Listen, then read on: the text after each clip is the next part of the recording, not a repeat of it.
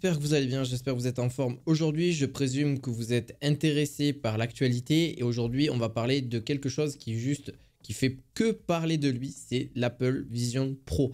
Alors, on pourra beaucoup en parler parce que forcément, je ne ferai peut-être pas de comparaison au Quest 3 parce qu'on n'est pas du tout dans la même gamme de prix déjà pour commencer. On n'est pas non plus dans la même utilisation exactement, même s'il y a eu quelques ressemblances.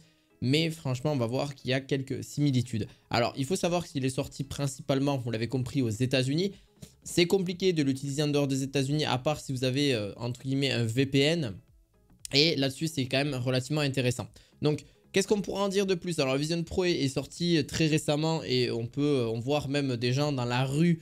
Littéralement, on a pu voir Casey Neistat, par exemple. On a pu voir aussi des francophones qui sont là-bas, qui l'ont utilisé, qui ont pu l'utiliser directement, voir si on peut l'utiliser sur un point fixe, etc. Par exemple, il a plein de nouvelles technologies. Alors, pourquoi ça révolutionne en fait clairement la réalité virtuelle et la réalité augmentée? J'en avais d'ailleurs un petit peu parlé parce que moi j'utilise clairement les Quest parce qu'ils sont littéralement moins chers, il faut se le dire aussi.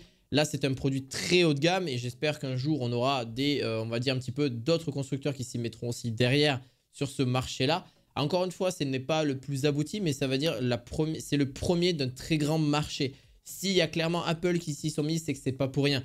À mon avis, on risque d'avoir quelque chose qui est en essor, qui va vraiment sortir sur d'ici 5 ou 10 ans. On risque d'avoir un potentiel énorme sur ce marché parce que clairement, ça va remplacer les ordinateurs, les téléphones, pas tout de suite. Ça va prendre des années et je peux comprendre que d'autres n'ont pas forcément la même vision que moi là-dessus. Ce que je t'invite à faire aussi, c'est à t'abonner, à mettre un petit pouce bleu. Ça va justement améliorer non. Ça va permettre de référencer mieux cette vidéo. N'hésite pas et puis par la suite, forcément, tu verras un petit peu mes sorties de nouvelles vidéos high-tech. Alors, de quoi je vais pouvoir te parler très clairement aujourd'hui, c'est le Vision Pro. Il est assez confortable d'un point de vue au niveau de l'arrière, au niveau de cette petite bande que vous collez à l'arrière justement du casque, justement pour que ce soit un point de fixation. Vous évite de le perdre, etc. Alors, il est plutôt destiné pas forcément à tout le monde. D'ailleurs, il y en a tellement de personnes qui se sont baladées dans la rue et il n'y a pas forcément eu trop de questions de la part des Américains. Mais c'est vrai que quand on va sur le sol européen, je pense que s'il y a des gens qui se promènent avec l'Apple Vision Pro, il va y avoir pas mal de gens qui vont se poser des questions ou alors qui vont trouver ça un petit peu bizarre. Qu'est-ce que c'est? À quoi ça sert? Nouvelle technologie, etc. Bon, on va en entendre parler pendant quelques temps, puis après ça va forcément s'essouffler là-dessus. C'est le temps que ça arrive en France, etc. et même dans d'autres pays par la suite. Alors, pourquoi pour le moment je ne préconise d'absolument pas l'acheter? Parce qu'il est extrêmement cher. Je crois qu'il se vend aux alentours de 3500 $. Je ne vais pas vous dire de bêtises exactement.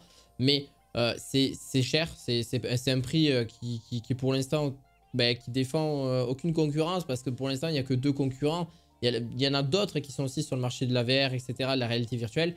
Mais là c'est surtout la réalité virtuelle et la réalité augmentée. En fait, vous avez juste une petite gâchette qui vous permet en fait de passer ou alors d'avoir plus ou moins de luminosité. Donc sur le côté, vous avez juste à passer sur le côté réalité augmentée ou réalité virtuelle. Et je vais vous reparler d'un point de vue de GPS aussi parce que quand vous êtes dans le train, vous êtes dans le métro, vous êtes dans l'avion, et bien c'est vrai que il se base sur un point GPS. Donc il va vous suivre entre guillemets. Alors les affichages ne suivent pas pour l'instant. Là-dessus, quand vous vous déplacez hors d'un point de contrôle, etc., ils vont rester soit en arrêt ou soit se désactiver directement, ce qui est légèrement dommage. Donc j'espère qu'il va y avoir une mise à jour future ou alors des prochaines versions de ce casque qui va être même nettement améliorée. On a la possibilité donc dans les paramètres de mettre juste un point fixe. Donc quand vous êtes, je sais pas, vous êtes assis quelque part et puis avoir un autre écran, par exemple aussi être connecté à votre MacBook Pro et justement avoir l'écran qui est directement en plus grand, c'est possible aussi. On peut descendre ou augmenter l'écran, ça on pouvait déjà le faire aussi sur le Quest. D'ailleurs, il a été pensé vraiment que pour les États-Unis pour le moment, et ça c'est vrai, là-dessus on peut pas le dénier. Il a toutes les technologies qu'on retrouve chez un produit Apple, de toute façon là-dessus, ça je n'aurais pas forcément en dire de plus. D'ailleurs, les précommandes auraient été dépassées, les 200 000 unités vendues, Apple n'aurait pas la capacité de produire plus de 500 000 unités par an, sachant que c'est un casque qui va se vendre à plusieurs millions d'unités. Donc sur les prochaines années, ça c'est même certain. La marque à la pomme ne serait donc tout simplement pas capable de produire assez de casques pour le moment. Surtout d'un point de vue international, donc ça va être assez difficile de pouvoir s'en procurer un.